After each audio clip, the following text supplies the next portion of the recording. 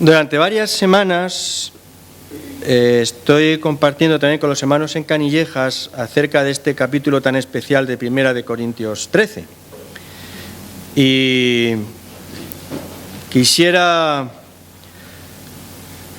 dedicar varias semanas a los diferentes aspectos del pasaje. Al menos uno de ellos quiero compartirlo con vosotros, porque es todo un desafío. Así que vamos a Primera de Corintios, capítulo 12, realmente, al versículo 31. Dice el apóstol Pablo: procurad los dones mejores, pero yo os muestro un camino aún más excelente. Y de esto es lo que yo quiero compartiros rápido, porque quisiera pasar hacia la mitad del capítulo 13, pero bueno, para ponernos un poco en contexto. Sabéis que es un capítulo realmente extraño, porque los capítulos antes y después de este hablan de otra cosa. Están hablando acerca de la vida de la Iglesia, de la organización de la Iglesia, de los dones de la Iglesia, de los ministerios de la Iglesia, de la convivencia en el seno de la Iglesia, de la preeminencia, de la importancia de diferentes ministerios. Todo ese es el asunto que está, ya lo conocéis, ¿no? Capítulos 11, 12, 14, 15 incluso al principio. Y de pronto, en medio de todo ese contexto, de esa enseñanza, aparece el capítulo 13 que habla de otra cosa. Habla de otra cosa. Dice el apóstol: procurad los dones mejores. Y eso ya nos introduce en otra historia, porque acaba de decir poco antes, en el versículo 11, que los dones espirituales no es algo que uno se pide, ¿no? Yo me pido de hacer milagros, ¿no? El otro, pues no, yo me pido de jefe, de apóstol. El versículo 11 dice que acerca de los dones espirituales es el Espíritu Santo el que reparte a cada uno en particular como Él quiere. Como Él quiere. Así que lo que Pablo está diciendo aquí no es, a ver, ¿qué es lo que quiere cada uno? Está intentando decir otra cosa. Y es que en ese momento hay una situación, digamos, de tensión, ¿no? De cuáles son los más importantes, cuáles tienen más valor, el de profecía, el de lenguas, el otro, tal. Y dice, mira, no. Pablo está diciendo, mirad, buscad lo mejor, sí, eso no es el problema, pero puestos a buscar lo mejor, yo os voy a hablar de lo mejor de lo mejor. De esto voy a hablaros ahora. ¿Queréis lo mejor? ¿Discutís sobre qué es lo mejor? Bueno, pues yo voy a explicaros algo que es lo mejor de lo mejor. Y entonces introduce un tema nuevo. Y es el tema del amor. Del amor tal como Dios lo entiende. Por eso los primeros versículos del capítulo 13 son muy interesantes, porque lo que Pablo va a hacer es explicarles, intentar acercarse a ese concepto tan diferente del amor, pues acercarse a lo que eso es, diciéndoles lo que no es, ¿no? Como las adivinanzas estas que hacemos a veces, ¿no? Vamos a ver, esto, a ver, adivina, no sé qué. ¿Es una persona? No. ¿Es un animal? No. ¿Es una planta? Tampoco. Bueno, pues será un pedrusco, ¿no? Y ya te orienta. Y Pablo está ahí, fijaos. Voy a explicaros qué es esto, que es lo mejor de lo mejor. Bueno, voy a deciros lo que no es. Si hablase lenguas humanas y angélicas y no tengo amor, vengo a ser como metal que resuena o címbalo que retiñe. Y si tuviese profecía y entendiese los misterios y la ciencia y tuviese toda la fe, de tal manera que trasladase los montes, y no tengo amor, nada soy. Y aun si repartiese todos mis bienes para dar de comer a los pobres, si entregase mi cuerpo para ser quemado, y no tengo amor, de nada me sirve. Luego, entonces el amor no es, o al menos no es solo, o cuando menos, no es en primer lugar algo que se hace. No son cosas que se hacen. O si queréis, es más que hacer cosas. Y uno dice, no, esto no está claro, porque precisamente el amor se define pues haciendo cosas, ayudando a los pobres, repartir los bienes, dar de comer a los pobres, entregarse, un sacrificio. Tener la fe, pues tener fe, hacer milagros, mover los montes, hablar en lenguas, tener profecía. Pues el amor es más que eso. Va por otro sitio. Y a partir del versículo 4, el apóstol empieza a explicar algo acerca de lo que sí es. Pero no lo explica en términos así de la esencia de las cosas, en un sentido abstracto y todo eso. No, sino de una forma práctica, porque el amor, como otras realidades, es muy difícil de expresar en su esencia, ¿no? Pero sí en sus frutos, en sus manifestaciones. Y entonces dice que el amor es sufrido, es benigno, no tiene envidia, no es jactancioso, no se envanece, no hace nada indebido, no busca lo suyo, no se irrita, no guarda rencor, no se goza de la injusticia, se goza de la verdad, todo lo sufre, todo lo cree, todo lo espera, todo lo soporta. Y como nosotros tenemos este sentido de tan así, de que lo importante es lo que hacemos, las cosas que hacemos, hemos tomado este capítulo y se lo hemos adjudicado entre todos a los que se casan. Y de hecho, ¿no? He comentado ya alguna vez, uno lee este capítulo en voz alta en la iglesia y la gente mira así buscando a la novia, porque esto se lee para las bodas. Y claro, pues aquí no se casa nadie, ¿no? Pero porque de alguna forma lo que queremos es recomendar a los novios que se quieran así. Porque es lo que Dios nos manda. Pero no es verdad. O no es la primera verdad. Y yo quiero que nos paremos en estos 3 versículos, del 4 al 7, solo para recordar una vez más que esta descripción no está pensada en primer lugar para que sepamos cómo debemos hacer las cosas, sino simplemente para que nos deleitemos en el hecho asombroso de que así es la manera en que Dios nos quiere a nosotros. No tengáis prisa en traducir la verdad de Dios en deberes morales, en cosas que tenemos que hacer. No corráis tanto, esperad un momento, deleitaros recordando que esta es la manera en que Dios nos ama, que esta es la forma en que Dios te quiere a ti. Que este perfil del amor, este dibujo de lo que son las características, las manifestaciones del amor, está pensado para que entiendas cómo el Señor te quiere a ti. Es el modelo de la cruz. El amor entendido, versículos del 4 al 7, lo sabéis de memoria, ¿no? Entendido como generosidad, como pura dádiva. ¿Veis otra vez? ¿Cómo vamos a hablar ahora de dinero? ¿Cuánto tengo que dar? ¿Cuánto me pide Dios? Es que es otra cosa.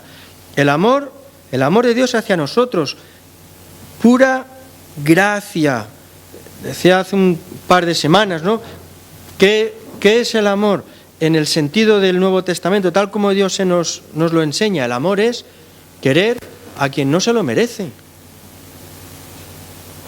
Nosotros entendemos el amor siempre en términos recíprocos, ¿no? Del uno al otro. Tú, claro, yo le quiero porque me quiere, si deja de quererme, pues yo no lo voy a querer, pues ya no me quiere. Pero el amor, tal como se nos presenta en el Evangelio, el Nuevo Testamento, es otra cosa. Es querer a quien no merece ser querido. Y esa es la forma en que Dios me trata a mí. Me quiere, aunque yo no lo merezco. Y el dibujo que aparece en estos versículos, todo lo sufre, todo lo cree, todo lo espera, todo lo soporta. Ese es el modo gratuito, generoso, en que Dios me ama. No penséis ahora, ya llegaremos, hay que llegar, ¿no? Al cómo debemos actuar nosotros. Es que no entenderemos y no viviremos nada en la manera adecuada si no nos empapamos primero de esta convicción, que este dibujo de lo que es el amor intenta expresarnos lo que Dios siente por nosotros. Y efectivamente es el modelo de la cruz, porque así entiende Dios el amor. Y es lo que Jesús mismo nos expresa, ¿no? Desde la cruz. Insultado, ofendido, escupido, humillado, avergonzado, ridiculizado. Pero este es el modelo del amor de Dios. El modelo que Dios tiene, el amor que Dios tiene por nosotros. Es el modelo que se nos dibuja, bueno, Juan 3:16, ¿no? De tal manera amó Dios al mundo que ha dado a su Hijo, y lo ha dado a la cruz. Es el modelo que encontramos en la epístola a los Filipenses, ese pasaje asombroso, extraño, conmovedor. Filipenses 2:5.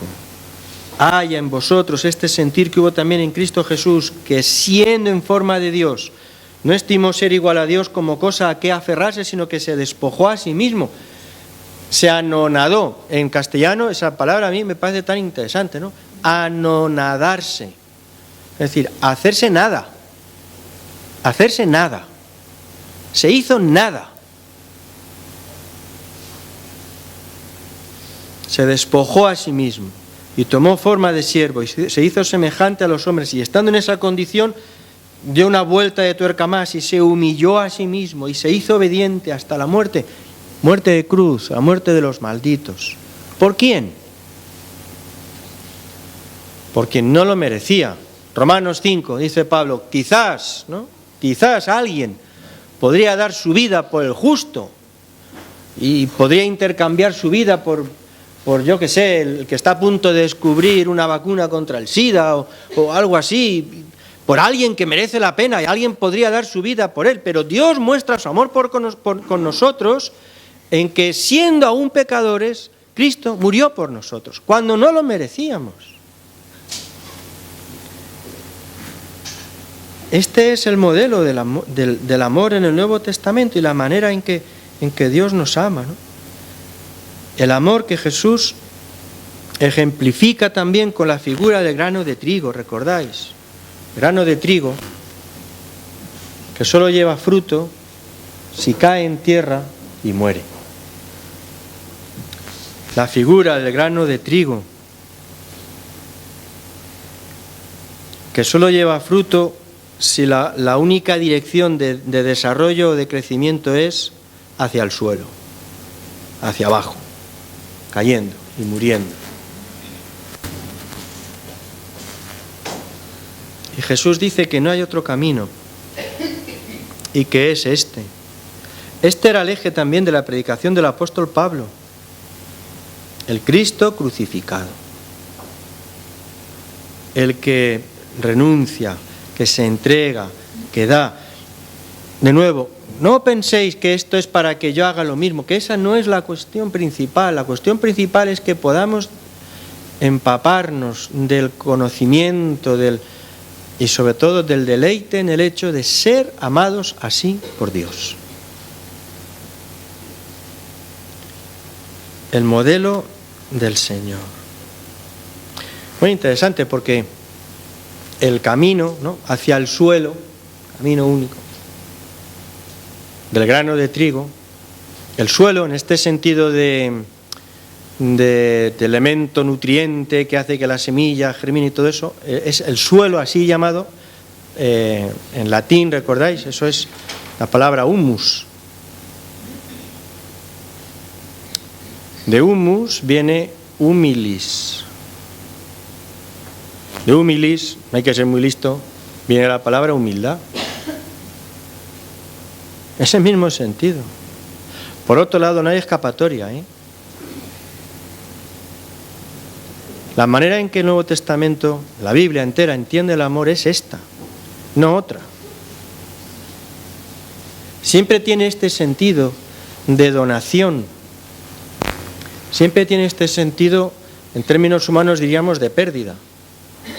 Siempre tiene este sentido de humillación, de renuncia, de entrega, de generosidad, de dádiva, de gracia. Y una vez más, eso está puesto para que lleguemos a comprender que esta es la manera generosa, desmedida, inagotable, eterna. Esta es la manera con que Dios nos quiere. Este es el Evangelio. El Evangelio, claro, de la gracia, de lo gratuito, de la generosidad, la manera en que Dios nos quiere.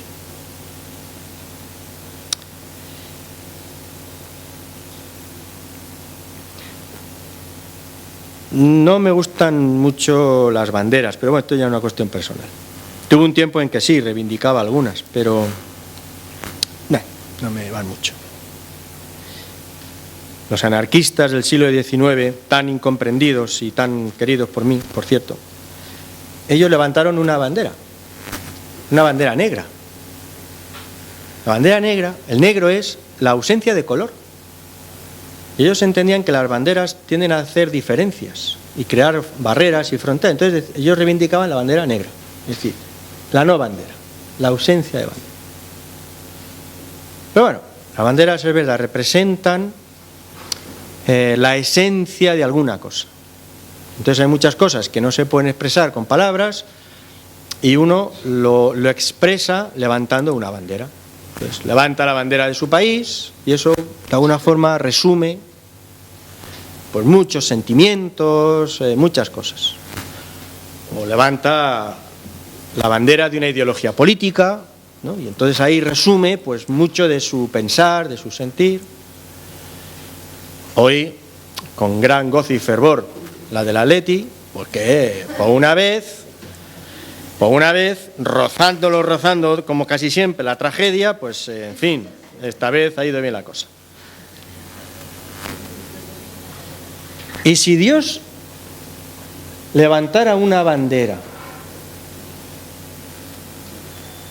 inventara una bandera, que también recogiera un poco, resumiera, fuera un ejemplo de lo que Él siente por nosotros, ¿qué bandera levantaría?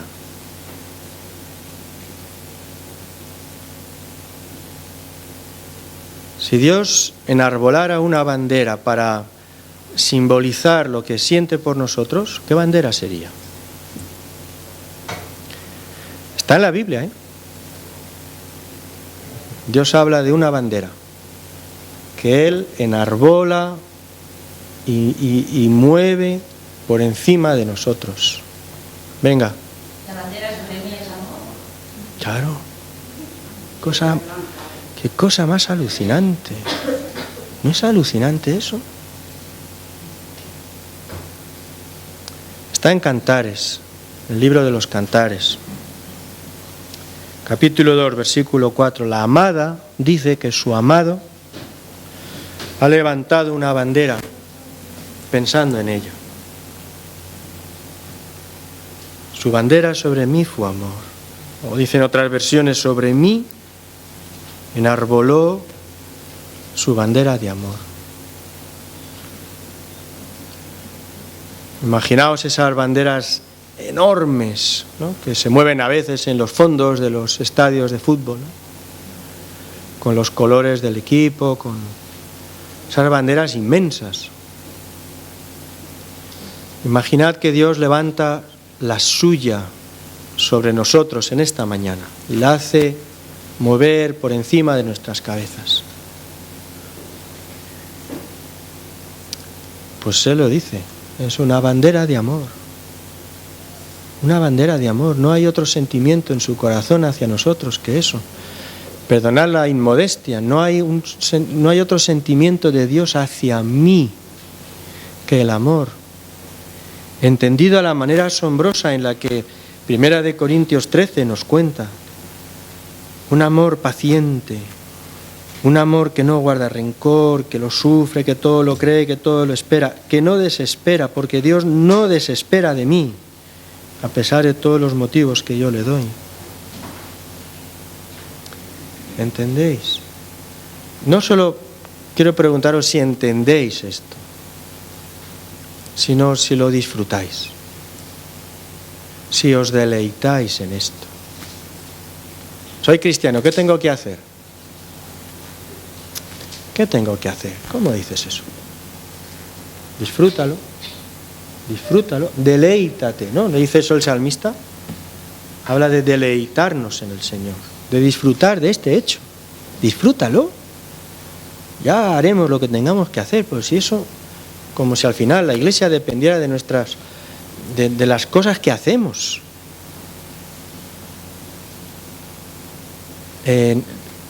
¿Recordáis lo que Pablo está diciendo? Que sí, buscad lo mejor, que está muy bien, pero yo os muestro a un camino más excelente. Yo voy a hablaros de lo mejor de lo mejor. No, que, en fin, el martirio, los prodigios, en fin, bien, sí, pero hay algo más grande todavía. Deleitaros en eso.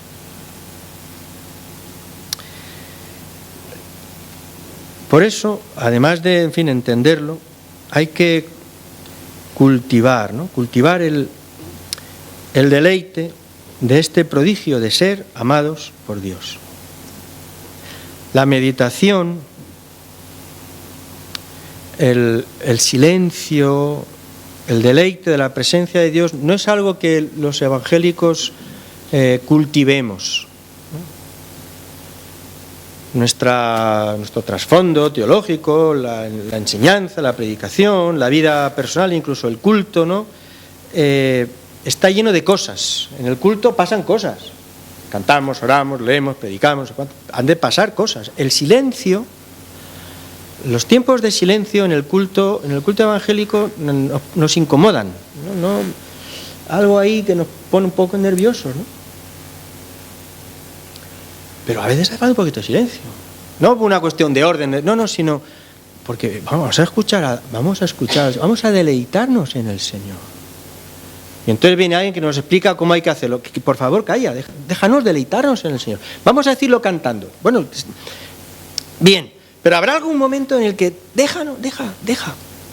Vamos a escuchar al Señor. Simplemente vamos a deleitarnos en el hecho prodigioso de ser amados así por el Señor. Es curioso, en casi todas las confesiones cristianas, no solo los católicos, ortodoxos, coptos, la Iglesia oriental, los otros, en fin, el mundo cristiano no se acaba en nosotros. Pues casi todos tienen desarrolladas prácticas, a veces desde cientos de años, que invitan a la contemplación del Señor, al silencio delante del Señor, en el devocional personal, en la vida de adoración comunitaria.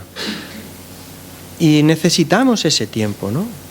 Incluso nuestros tiempos devocionales, decimos, son tiempos en los que leo un versículo, luego un libro devocional, saco mi lista de oración, presento.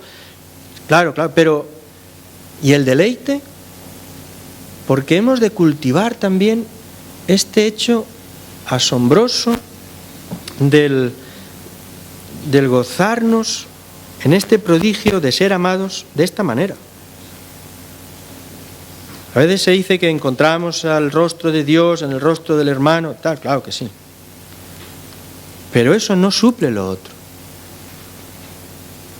Y al final esta meditación, esta contemplación, este gozarse delante del Señor es un elemento que da sustento a muchas otras cosas. Por cierto, otro medio de gracia, fijaos a veces qué cosa tan sencilla, ¿no? Pues la participación de la mesa del Señor, la participación en la Santa Cena, en la mesa del Señor, que es un acto comunitario, ¿no?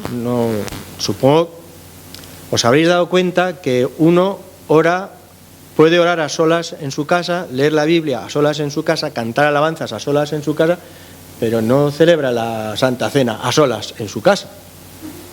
Espero. Y espero que además sepáis por qué. Dice, oye, pues es verdad, ahora que lo dice, mira, desde mañana todos los días voy a hacer yo también en la mesa del Señor, yo conmigo mismo. Pues hombre, pues no es pecado, claro, tontería, pero no tiene sentido. No lo hacemos, ni lo enseñamos, pues no tiene sentido, porque la mesa del Señor es un acto de comunidad. El Padre invita a su mesa, a la suya, a todos sus hijos, para reunirse como familia delante del Señor. Y en ese momento, que es un momento también de realmente de tanta bendición, pues miramos hacia el pasado y recordamos que hemos sido salvados por la misericordia de Dios en Cristo. Miramos hacia el futuro, pensamos que toda la injusticia de este mundo un día dejará de ser porque Dios va a hacer prevalecer la verdad y la justicia. Y miramos el presente. Y en la mirada al presente normalmente se nos anima, se nos invita a examinarnos. Y la tendencia es otra vez a ver ese examen como, ven para acá, vamos a ver cómo está esto, ¿no? Entonces uno va y dice, bueno, tantas cosas. Pero los exámenes de Dios siempre son exámenes en el amor. Se nos examina en el amor. ¿Recordáis? San Juan de la Cruz ya decía aquello de que al atardecer, cuánta sabiduría. Al atardecer de la vida, dice él, ¿no? Al final, al atardecer, seremos examinados en el amor. Pero no en el amor que yo haya sido capaz de dar, sino en el amor que sustenta mi vida, en el amor que Dios tiene por mí. Incluso cuando participamos de la mesa del Señor y somos examinados, eso es, en realidad es una forma de animarnos a refrescar, a profundizar, a celebrar la experiencia del amor del Señor, a acercarnos más al Padre. Es un examen en el amor. Así que nos deleitamos en este amor de 1 Corintios 13, que es el amor que Dios tiene por nosotros, y lo cultivamos de manera que no sea solo un concepto que ya sabemos, Dios nos ama, pero lo importante es hacer cosas. No, Señor, allá apenas. Supongo que podéis entender en el sentido en que digo que Dios no necesita de ninguno de nosotros ni de ninguna actividad evangelística para sacudir con un quebrantamiento absoluto y una conversión alucinante a todos los habitantes de San Fernando, porque es la obra que hace el Espíritu Santo. Es que distorsionamos el sentido de las cosas. Claro que nos usa a nosotros, en fin, ya lo sabéis, ya entendéis lo que quiero decir. Pero no es esa la cuestión, y es lo que Pablo está intentando decir en los primeros versículos de este capítulo, que no. Allá apenas lenguas humanas y angélicas y profecías y ciencia y misterios y fe y prodigios, y aún el martirio entero. De nada de todo eso nadie podía darle lecciones, él más que nadie. Más profeta, más apóstol, más hablar en lenguas, más milagros y también más martirio. Pero esa no es la cuestión. Pablo dice, mirad, no os perdáis en esto, no os perdáis en esto. Volveremos a hablar de todo esto y luego el capítulo 14 sigue dando la enseñanza que corresponde, pero no os perdáis en esto, que aquí no está el centro de la cuestión. Yo os enseñaré un camino más excelente.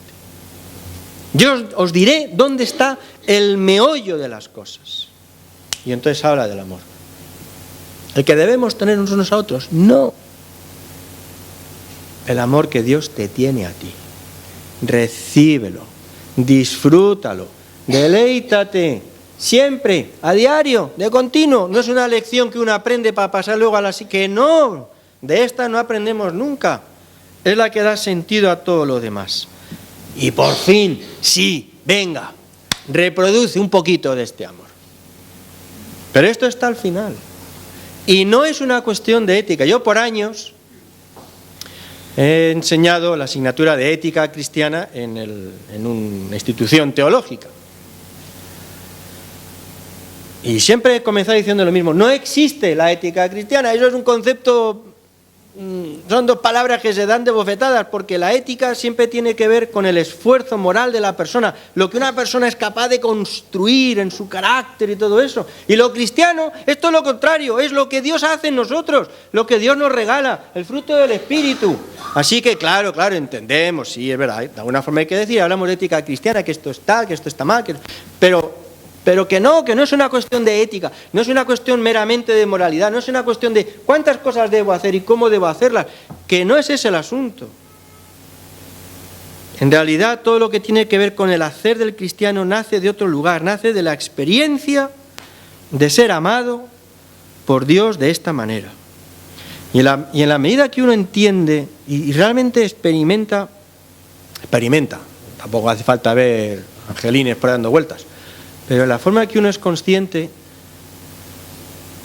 de que no tiene explicación ninguna, pero Dios le quiere mucho a uno por encima de todo y de todo y de todo, eso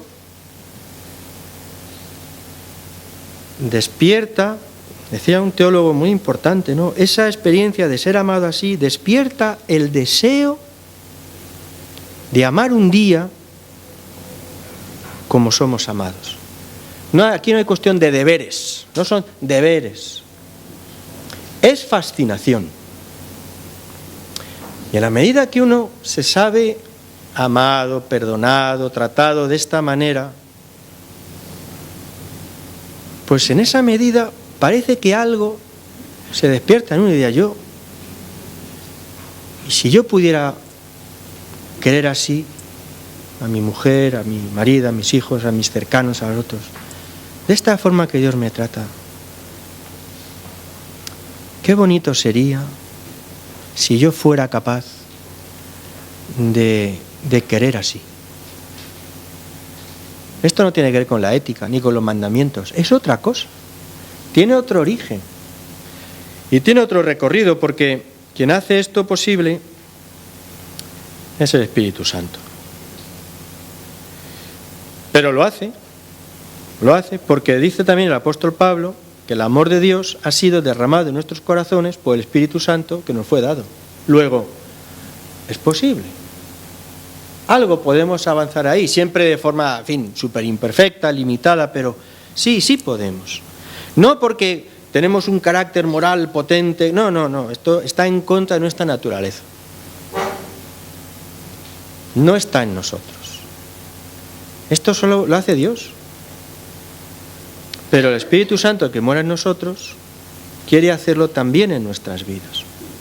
Por eso, alguna vez he dicho, hablando de estas cosas en Canillejas, ¿no?, que esto es un milagro. A veces hablamos de milagros. Esto es un milagro.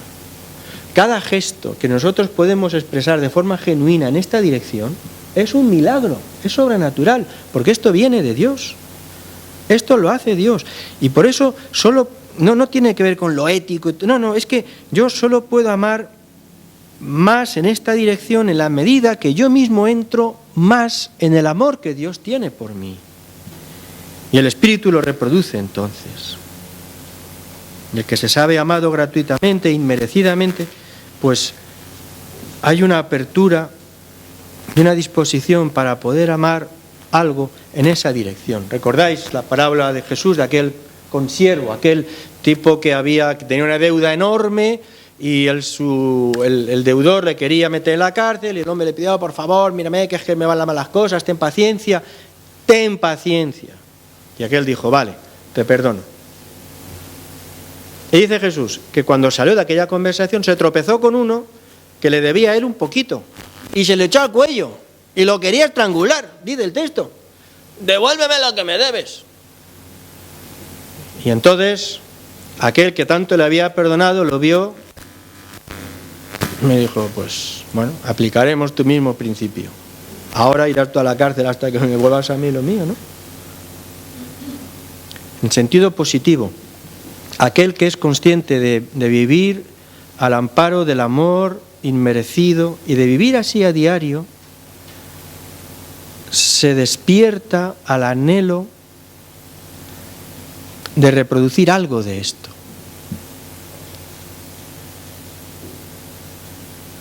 Para descubrir que no puede, evidentemente, pero para descubrir también que Dios quiere hacer un milagro por el Espíritu en su vida.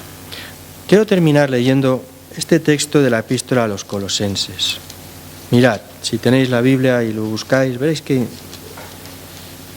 sugerente. Colosenses capítulo 3, versículo 12.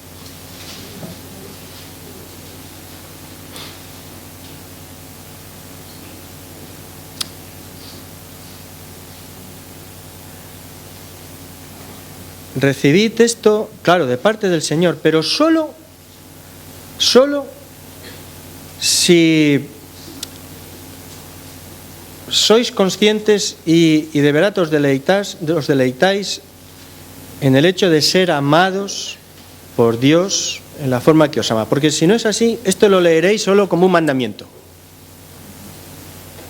Y esto no es un mandamiento, porque es un mandamiento imposible. Así que No va por ahí. Pero si realmente os impregnáis del prodigio de ser amados por Dios tan gratuita, tan generosa y tan desmedidamente, a la luz de esa experiencia, recibid esta invitación. Vestíos como escogidos de Dios, santos y amados, de entrañable misericordia. Y fijaos, porque ahora sí, esto se parece mucho a las características del amor de 1 Corintios 13, pero en este contexto y en este enfoque. Vestíos pues de entrañable misericordia, de benignidad, de humildad, de mansedumbre, de paciencia, soportándoos unos a otros, perdonándoos unos a otros, si alguno tuviere queja contra otro. De la manera que Cristo os perdonó, así también hacedlo vosotros. Y sobre todas estas cosas, vestíos de amor, que es el vínculo perfecto.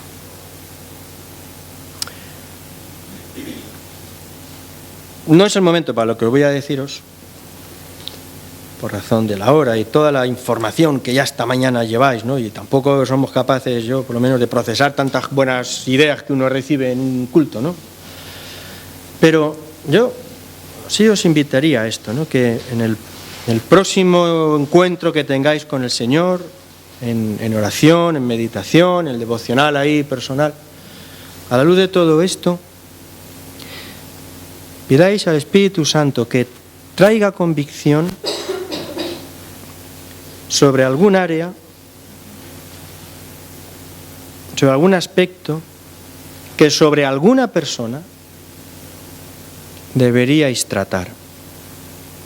A propósito de estas cosas, sea de la misericordia, de la benignidad, de la humildad, de la mansedumbre, de la paciencia, del perdón, estas cosas que aparecen aquí, ¿no? Que Dios os dé convicción, puestos a trasladar esta experiencia que uno tiene en Dios a su relación con los demás,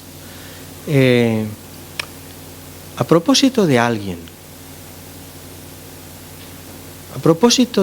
concreto,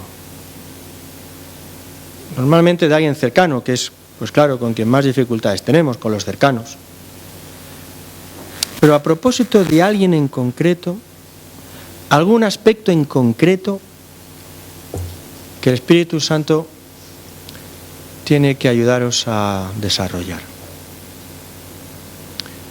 No un buen propósito. Yo no os pido un buen propósito, porque eso trae frustración. Pues nosotros no podemos, ya nos gustaría, es que no podemos. Pero el Espíritu de Dios sí. De manera que lo que te estoy pidiendo no es que hagas algo bueno. No, lo que yo te estoy pidiendo es que vivas un milagro. Porque ha de ser algo que haga el Espíritu Santo, que tú no puedes hacer. Eso es un milagro. Y a propósito de alguien y a propósito de algo, experimentar el poder de Dios actuando en tu vida de una manera poderosa y eficaz. Solo si te deleitas, disfrutas y experimentas el trato de Dios, del Dios de amor por ti, que es lo más precioso que se puede vivir, lo más grande que sostiene una vida, el prodigio más increíble que podemos celebrar y por el que bien podemos llamarnos bienaventurados. Amén.